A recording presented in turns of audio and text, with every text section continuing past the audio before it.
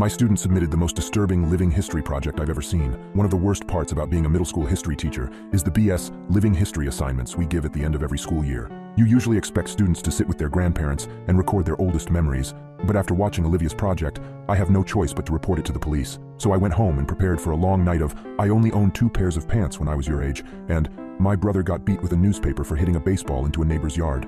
After about 2 hours of watching videos, I was finally left with one last student, Olivia. She was pudgy, quiet, and proved herself a consistent B student. I expected her project to be as unremarkable as her, and perhaps that's why I was so profoundly disturbed by what I witnessed that night. Olivia had submitted 2 discs for some reason, so I began with the one marked Interview.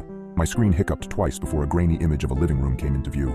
The place was a hoarder's hell. Across from her sat a man with a somber countenance, smoking a cigarette and staring at her expectantly. "Go ahead," a woman's voice whispered from behind the camera. Olivia's owlish eyes flashed towards the screen, then back to the man. "I am here with my great-uncle Stephen. He is going to tell us about his oldest memories from being in the army." Great-uncle Stephen looked like he'd rather be in a goddamn trench at the moment, but he waited patiently for the questions to begin. Not surprisingly, Olivia read verbatim from the suggested question sheet I had handed out to the students. He answered her curtly. Once or twice I heard her mother whisper, "Speak up, Olivia," from behind the camera. Typical boring shit. So I was intrigued when Olivia set down the notebook and asked, "Did you like being in the army?" "Nope. Glad to get out of my town though." "Where did you go?" "Balkans." "Uh-huh," she said. I doubted she knew what the Balkans were, and my suspicion was confirmed when she asked, "Was Balkis very different from here?" "Yes." Mom cleared her throat from behind the camera, perhaps encouraging Great-Uncle Stephen to be a little more forthcoming. But Olivia seemed genuinely interested. "Uncle Stephen," she asked, "what is your very worst memory from the army?" The old man crushed his cigarette in the ashtray and then slowly lifted himself out of his chair. "I'll be back," he mumbled. The camera cut off. When the screen flashed back on, everything was the same except Great-Uncle Stephen had several pieces of paper in plastic sleeves laid atop all the crap sitting on his coffee table. One he held in his hand. "I was a kid when I enlisted," he said, looking at Olivia. "Your brother's age," he told her. Olivia nodded. "I never saw combat. Both of my deployments were to cities in Eastern Europe that had been destroyed by civil wars. Everything was a mess. I felt like a janitor." Great-Uncle Stephen sighed and looked at his paper. "My unit was assigned to a school that had been obliterated by all the violence. Broken windows, caved-in rooms, and for some reason, the part that got to me the most was that the school had been like this for years before we got there. No one had lifted a finger to fix it. I saw kids walk by it on their way to go beg for money or whatever shit they did." The camera dipped towards the floor as I heard Mom whisper harshly at Great-Uncle Stephen. I couldn't make out what she was saying, but it wasn't hard to imagine. "Do you want to hear this goddamn story or not?" I heard him bark in response. "Then you better let me tell it how I want." "Mom," Olivia chimed, "please stop interrupting. Are you presenting this in front of the class?" "No, Mom. We're just handing it in to the teacher." The camera was lifted, and after a couple of blurry focus adjustments, the shot was the same as before. He lifted the piece of paper in his hand close to his face. "In the basement, I found this letter. I didn't know what it said, but I had a buddy of mine translate it, so I'm going to read it now, and then I'll tell you what I saw in that basement." A chill ran down my spine. Mom zoomed in to Great-Uncle Stephen and his letter. His palsied hands trembled as he held up the paper. This is what he read. "Dear Sir, I never loved my country. So many of these skirmishes are born from patriotism, a power struggle for the shards of a once great empire, but I do not care what name my home has on a map.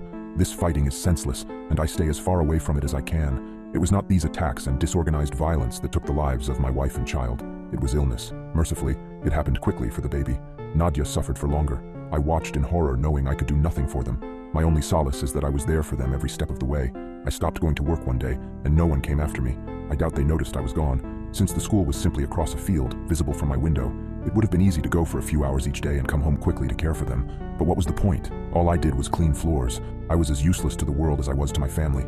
I tried to take Nadia to the hospital, but the journey was too long and taxing. I brought her home and she died that night. After Nadia and the baby were gone, well, I don't remember much. I didn't leave my hovel, barely ate and slept, thought many times of taking my own life. Tempting though it was, I felt paralyzed by my own helplessness. The one thing that kept me sane was my radio.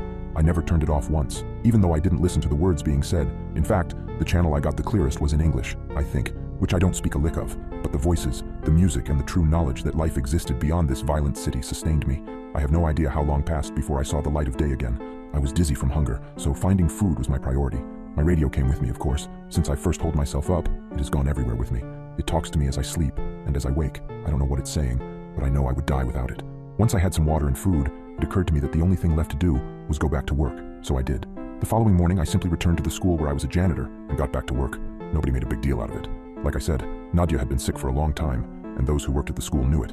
I appreciate that no one had pestered me to come back to work during the hardest days of my life. The teachers never said much to me, but we smiled at each other in the halls, and that mutual respect was perhaps the reason I decided to come back at all. The place had gone to the dogs without me, so I simply grabbed my broom and rags from my closet and set to cleaning. Everyone is grateful to have me back, I know. And the best part is that nobody minds my radio. I bring it with me everywhere and keep the volume low enough not to disrupt the students. No one has ever complained. In fact, I suspect they like it. The schoolhouse is not very big, but does require a lot of maintenance. The floors are always sticky and stained, so I spend most of my time mopping. Kids make messes. I guess that's why I'm still in business. Sometimes I have to move things around to make sure I get every spot on the floor beautiful and clean, but I take pride in that. And the repairs. The school always needs tune-ups here and there, and I'm happy to help. Some days I'm reconstructing a desk that broke as I whistle along with the radio. Other times I handle more serious structural issues. Days when I have work like this, I feel truly instrumental, like a cog in a larger machine. How could this school survive without me? It took me a long time, but I once again feel that I have purpose. There is a larder behind the school that is full of preserved food. In lieu of payment, I'm allowed to take as much food as I need. That arrangement is fine. What would I do with money anyway? I used to bring the food back to my home, just 1 field away from the school. But when I started sleeping in the basement, no one seemed to notice. This school is special to me, and I cannot leave it unguarded. When I am besieged with memories of my wife and baby, I turn up the volume on the radio to drown out such thoughts. It works for me every time, except this morning. Because this morning, I woke up to dead silence. I frantically examined the radio to see what had happened. I honestly cannot tell you how many days in a row I have been using it. Did it simply live out its life and die naturally? I have spent the entire day trying to fix it. Most of this time, I have been crying. I'm losing my mind without it. I have given myself until sundown. If I cannot fix it by then, I'm going to take my life. I am writing this because the sunlight is starting to die, and I know what my fate shall be. I've thought about taking one last walk through the halls of my school, saying goodbye to the students and teachers. I know I will be missed, but I cannot bring myself to leave this room. I cannot go anywhere knowing that my radio is dead in here.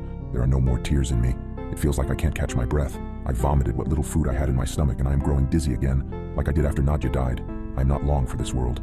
But before I take my life, I have closed the door to this room and stuck a chair beneath the handle.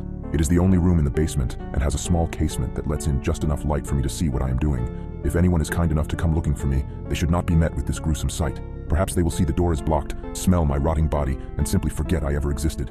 But I have placed both my radio and this note outside the door. Kind sir, if you are reading this, I have one humble request. Please fix it. Save my radio. It did not deserve to die in its sleep, and I am ashamed that I cannot revive it. Now I am ready to join Nadia and little Ludmilla in heaven. I hope this school can find another janitor who loves and cares for it the way I do. The hour is now. Do not forget my radio. Stanislav. When Mom zoomed back out, Olivia had tears in her eyes. Thank you for sharing, Uncle Stephen, Mom said, her voice choked. I think we have enough. Wait, Olivia chirped. He said there's more. What did you find? Before Great Uncle Stephen could open his mouth, the image disappeared. My jaw dropped. Was that it? What did Great Uncle Stephen see? I promptly remembered that there was a second disc. This one was unmarked, but I hoped it contained the rest of the interview. There was no video, only audio. The voice that started up was Olivia's. Hi, Miss Garrity. I'm sorry about my mom, but she refused to record the rest of what my uncle was saying. But I asked him to continue and secretly recorded the story as a voice memo on my phone. I remember you said earlier this year that history is written by the people who win wars. She sucked in a breath and commenced crying. But everyone's history is important, even if they are sad, pathetic people, and even if they never won a single thing in their life. I haven't slept through the night since I finished this project, but you have to hear what my uncle has to say. There were tears in my eyes too. The sincerity of her words was beautiful. I was also flattered that she had remembered some trite phrase I threw around, because it was what my history teacher said to me. Before I got too sappy over it, the audio began again. Fine, came Mom's frustrated voice. If you want to hear the rest of the story, fine, but this is not appropriate for a school project. Let me finish, Great Uncle Stephen snapped. If it's too much for you, help yourself to a snack in the kitchen, but Olivia wants to know what happened. I heard her mother mumble something and walk away. Olivia and her uncle were alone. I imagined her looking at him expectantly. So, did you find the radio? Or did it get ruined when the school got blown up? He rasped, and I heard the distinct click of a lighter. That letter, he began slowly, had a date on it. What date? It was dated 2 weeks before we started rebuilding the school. Didn't you say the school had been destroyed like 2 years ago? Yes, replied Great Uncle Stephen. It had been. There was silence as I felt goosebumps on my arms. The images that came to my mind were almost too overwhelming to express, but Great Uncle Stephen put them into words effortlessly. Clearly, he had spent his whole life thinking about it. This man, this Stanislav, went to a vandalized, falling apart schoolhouse and cleaned up blood and rubble, like it was spilled drinks and dust. He smiled at dead bodies in the hallway and believed they were smiling back at him because they liked his radio. He moved around corpses so he could sweep the ground under them. The roof was half collapsed, so when it rained, he must have gotten soaking wet but was so oblivious that he didn't even feel a thing. I could hear Olivia crying steadily. I found the larder he was talking about. It was all pickled, preserved food that probably tasted like shit. Most of the stuff was moldy. Did you see the dead body? Yes, hanging from the ceiling, but still amazingly lifelike. He wasn't rotting away. This hadn't happened years ago. Did he look peaceful? She asked, a chord of desperation in her voice. Couldn't tell you. The smell was rank and his face was blue and his eyes were bulging like this. I imagined him demonstrating. And the radio? Olivia wept. I heard Great Uncle Stephen take a long drag of his cigarette. It was there, all right, and it was still on.